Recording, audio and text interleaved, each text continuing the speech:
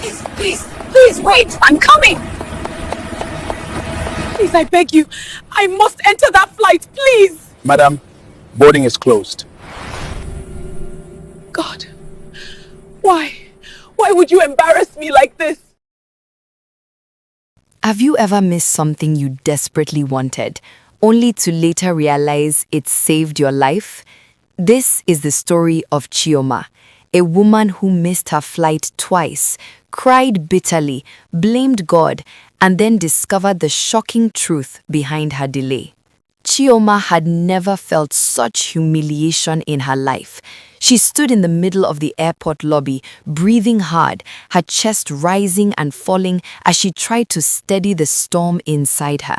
For weeks, she had planned her trip to Lagos, a trip she believed would change her career forever. A job interview with the biggest fashion agency in Nigeria, something she had prayed and fasted for. Yet, here she was, staring at the departure gate as the final boarding call echoed for the second time. She ran, she truly ran, her heels clicking violently against the polished airport tiles. But the moment she reached the gate, the airline attendant looked at her with calm pity.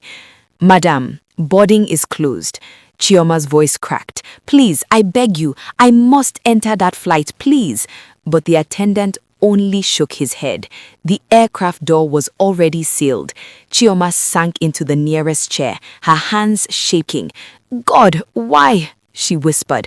"Why would you embarrass me like this?" Tears blurred her vision as passengers around her pretended not to stare. She had missed her flight, and she felt like her life had just collapsed. But destiny, unknown to Chioma, was only getting started.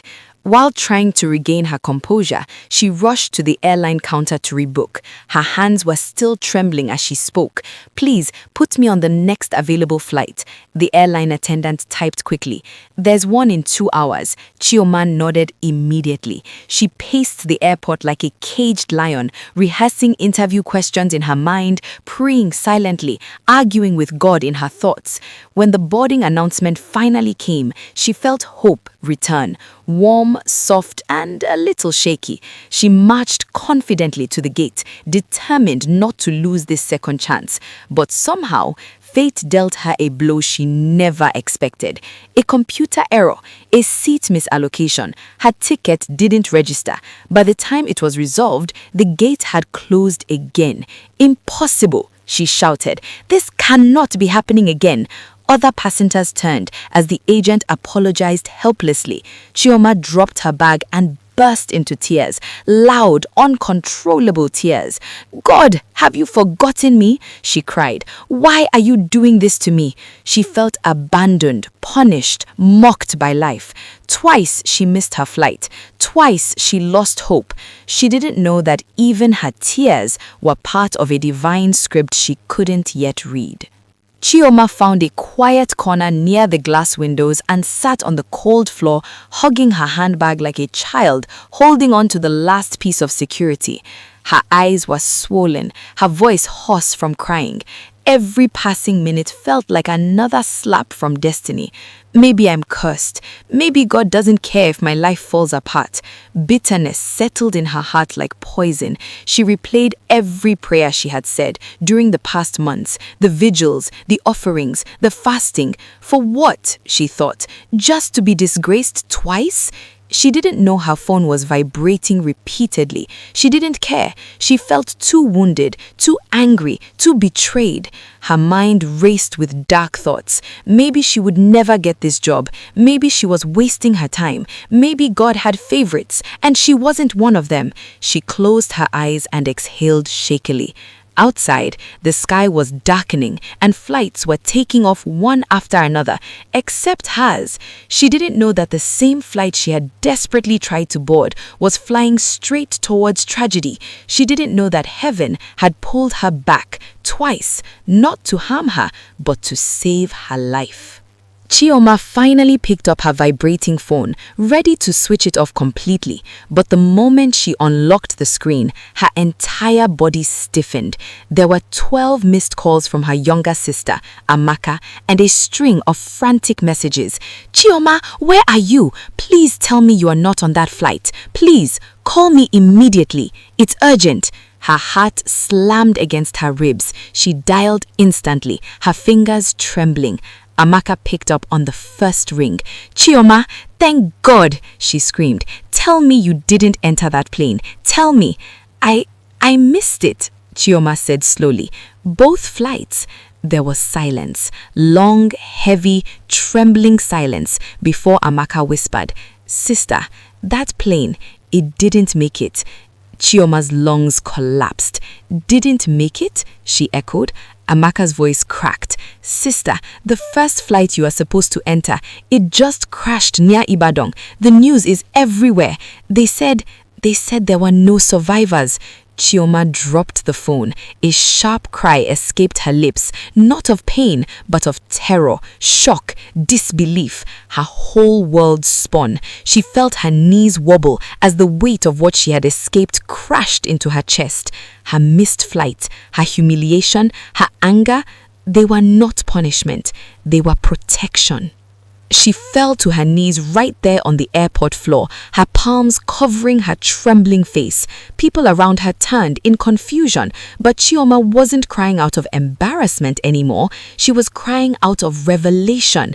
"Jesus, Jesus Christ," she sobbed. Her tears flowed freely, but this time they were tears of shock and gratitude intertwined. The same God she had accused, the same God she had yelled at in her heart, was the one who had diverted her path. She saw it now, the broken shoe that delayed her that morning, the forgotten document that made her turn back, the traffic that came from nowhere, the computer glitch during the second flight. Every single thing she had called suffering was actually salvation. She remembered her bitter prayer earlier. "God, why are you disgracing me?" Now the answer echoed loudly inside her mind. "Because I am saving you." For the first time in hours, the suffocating bitterness in her chest melted. In its place rose a wave of humility so deep, she felt like a small child again, learning how vast God truly was. She lifted her hands shakily and whispered, "Lord, forgive me. I didn't know. I didn't see. Thank you. Thank you for my life." And she wept again, not because she failed, but because she lived. As Chioma struggled to gather herself, wiping her cheeks with trembling hands, a calm voice spoke beside her. "My daughter, destiny delayed is not destiny denied." She turned to see an elderly man dressed in simple white kaftan, leaning on a wooden cane. He looked like one of those quiet prophets you meet once in a lifetime, humble, gentle, yet filled with a presence that settled the soul. Chioma sniffed, embarrassed. "Sir, I didn't know. I thought God had abandoned me." The old man gave a soft smile. "When a child is crying because her mother drags her away from the fire, does the child know she has just been saved from burning?" Chioma swallowed hard. Sometimes God closes doors violently because what is behind them is death. You are not delayed, you are divinely rerouted. His words sank deep into her soul, healing places she didn't know were wounded. She looked at him again, wanting to ask another question, but the old man was already walking away. She blinked in confusion. Where did he come from? How did he know what happened? When she turned back a second later, he was gone. No trace of him, as though he had never been there. A shiver ran through her spine. Chioma sat back down, staring at the floor as realization washed over her. The preservation of her life went beyond missing a flight. God wasn't just protecting her future, he was rewriting it. her phone buzzed again with news updates. Headlines screamed, domestic flight crashes, 109 passengers feared dead. Her chest tightened. That could have been her name on that passenger list. That could have been her body being searched for. That could have been her family wailing on television. Her tears came again, softer this time. She remembered the old man's words, "You are divinely rerouted." Slowly, she looked around at the people rushing up and down the airport, everyone lost in their own world. She wondered how many destinies were walking blindly into danger without knowing. How many lives had been saved through delays they cursed. How many disappointments were actually miracles. For the first time ever, she understood that God's no is sometimes the greatest yes. She closed her eyes and whispered, "Lord, guide me. I don't know what comes next, but I trust you now." And in that moment, peace settled in her heart like never before, a deep, grounding, indescribable peace. Just when she thought the day had given her all the surprises it could, her phone rang again, this time from an unknown Lagos number. Chioma hesitated, then picked up. "Hello, is this Miss Chioma Nuokolo?" "Yes," she answered carefully. "This is Cynthia from the Lagos Fashion Consortium. You are scheduled to interview today, but due to unforeseen events, we have postponed the entire session." Chioma's eyes widened. "Postponed? To when?" "To next week, and we would like you to know." The woman paused. "Your application stood out. The director specifically requested that you must be present." Chioma pressed her hand over her mouth, tears welling again. The interview she thought she had lost was waiting for her. Cynthia continued, "We hope you are safe. We heard about the crash. Please take care." When the call ended, Chioma looked up at the airport ceiling, shaking her head slowly. "God, you rearranged everything, even the interview." She understood now. She was never late. She was exactly on time, his time. A divine script had been unfolding beneath her confusion. The ride back home felt strangely peaceful. Chioma sat in the back seat of the airport taxi, staring out the window as Abuja's evening lights blurred past. Hours earlier, she had felt like the universe was punishing her.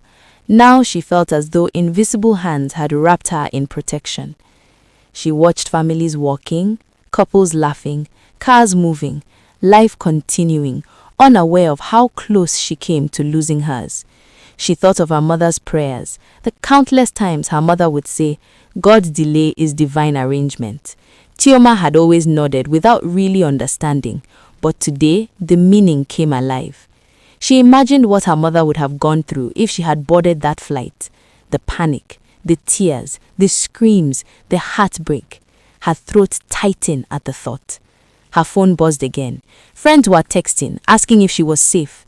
News headlines flooded her screen. The magnitude of the tragedy hit her in a new way.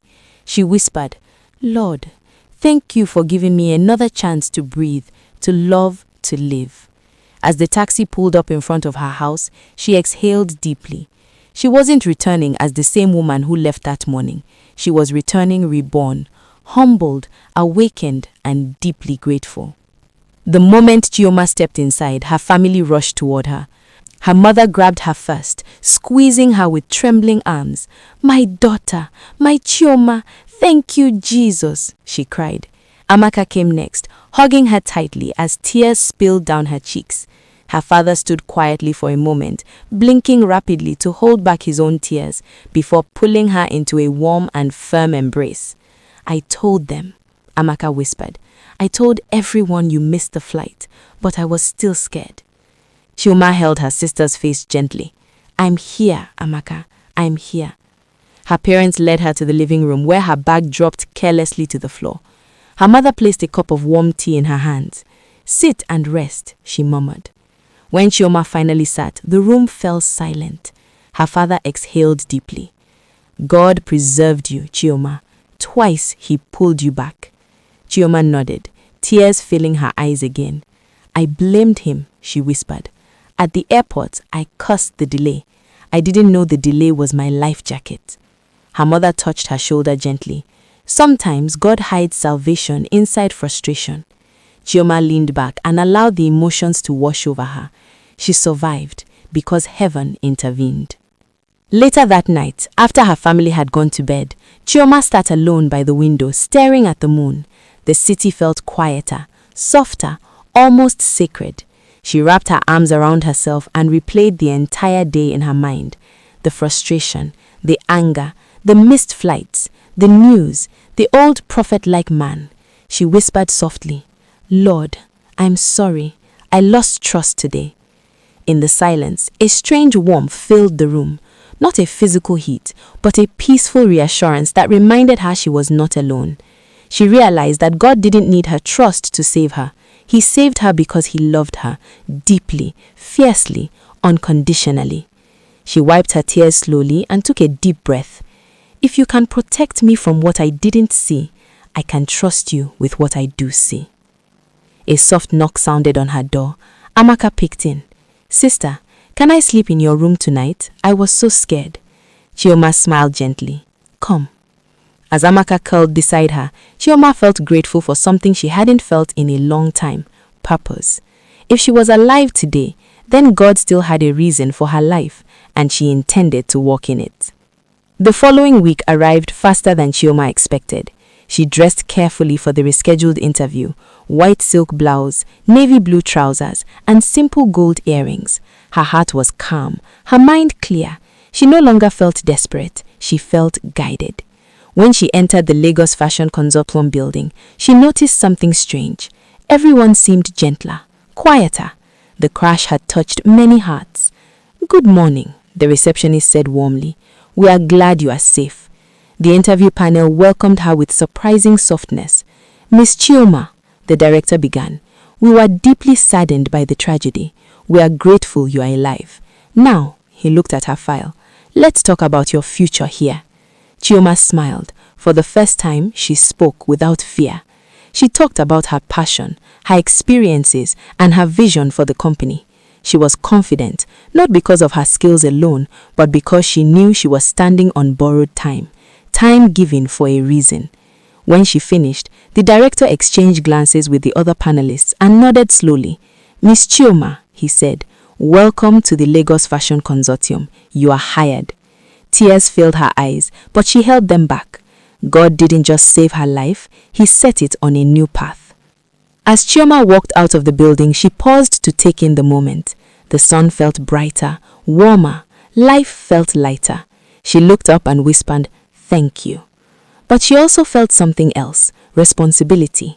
She knew many people had lost loved ones in the crash, families shattered, dreams cut short, futures stolen. She didn't want her survival to be just another testimonial. She wanted it to have meaning. That evening, she started writing a blog post titled, "The Delay That Saved My Life." She poured her heart out, describing her frustration, her tears, and the divine protection she didn't recognize at first. She wrote with honesty, vulnerability, and gratitude. When she posted it, she expected a few likes and comments. Instead, within 24 hours, the post went viral. Thousands of people shared their own stories of delayed blessings, protection disguised as disappointment, and miracles hidden in ordinary moments. Her story touched people across Nigeria and beyond. Chioma realized something powerful.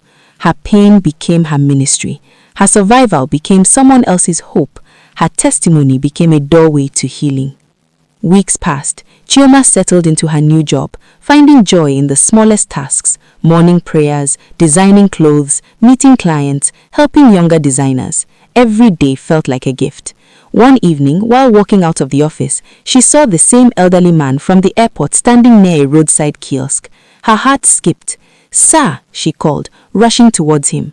He looked at her and smiled knowingly. "I see you found your path." Chioma blinked. "Who are you?" "A messenger," he replied simply. "An angel," she whispered. He chuckled softly. "Labels are for the curious. Just know that when the heavens want to save a child, they send guidance." Before she could speak again, he nodded and pointed towards the busy street.